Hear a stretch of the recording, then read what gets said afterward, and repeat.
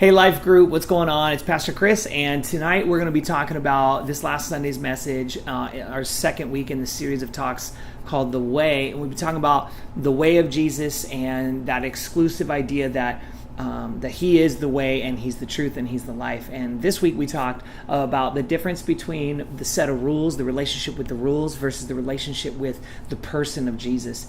And I introduced this idea of like two sides of one coin. One side of the coin is I have to earn approval of God, and it's what I do that makes me right with God, versus what Jesus did and offers to us through relationship with Him.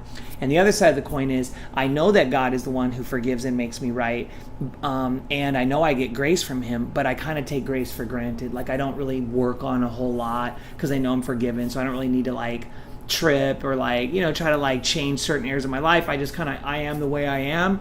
And I challenged the idea that the definition of the phrase I am in the Bible was Jesus, or God rather, originally saying when Moses asked, who do I tell Pharaoh that sent me? Tell him I am sent me. So when people say well, that's just the way I am, it's well, that's actually just not the way that I am is. That's the way that you are.